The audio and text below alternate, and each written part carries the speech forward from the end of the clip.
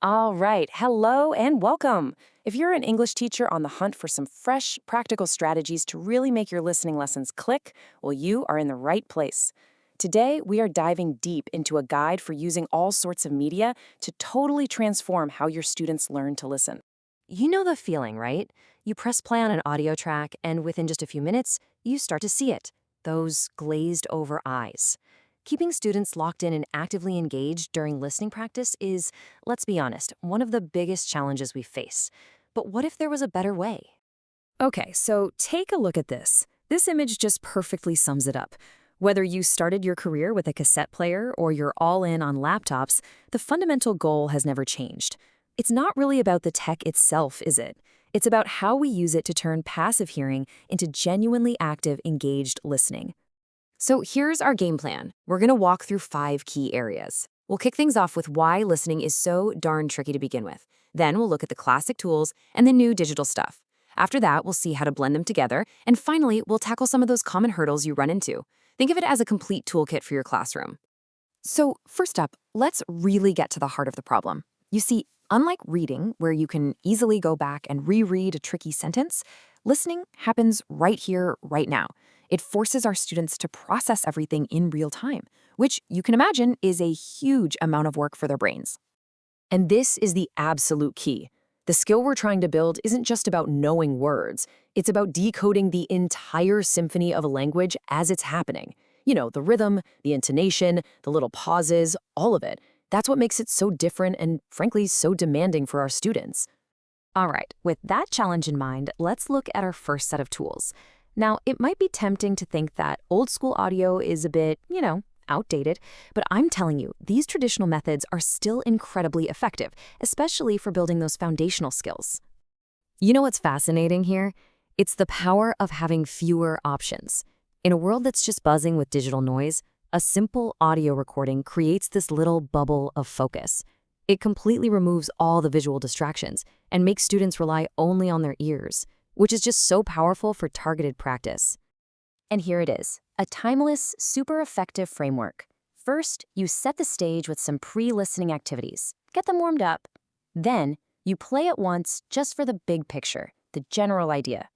The second listen, that's for digging into the nitty-gritty details. And finally, you lock in the learning with a discussion or a fun role play.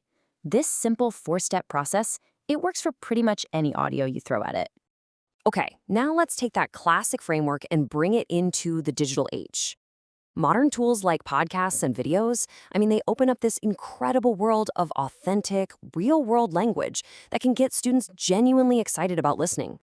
Podcasts are just fantastic, especially for independent learning. They offer a nearly endless library of topics, accents, and speaking styles. Students can listen whenever they want, hit rewind as much as they need, and, this is huge, find content they actually care about.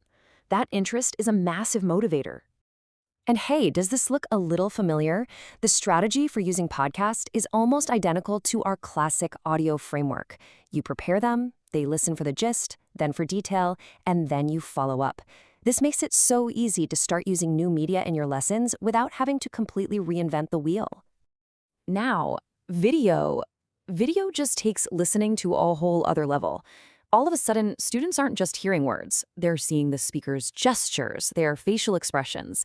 These visual cues are a game changer because they create a whole second channel of information.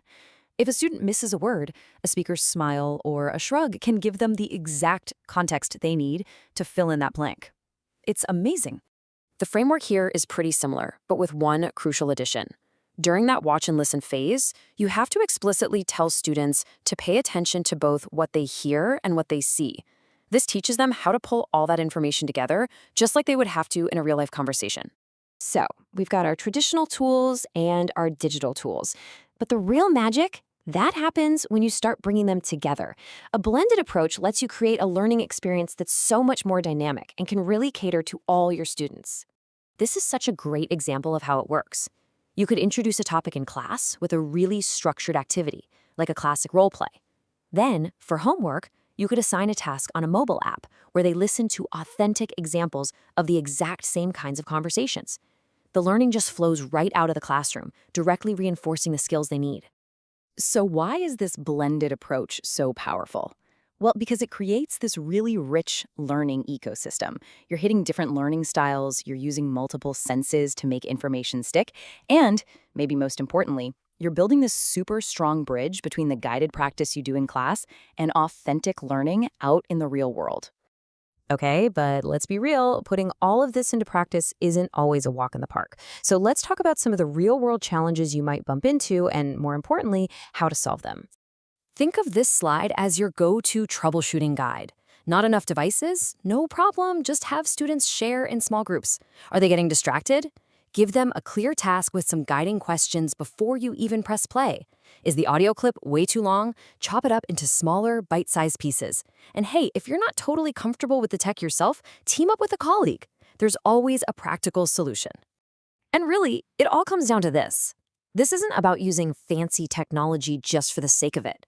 The whole goal is to be thoughtful, to be intentional, and to choose the right tool for the right learning goal to create a really rich, supportive environment for your students. So, as we wrap things up, I'll leave you with this question to chew on. You don't have to go and overhaul your entire curriculum overnight. Just think about one small change. Could you use a short podcast clip? Maybe a 1-minute YouTube video?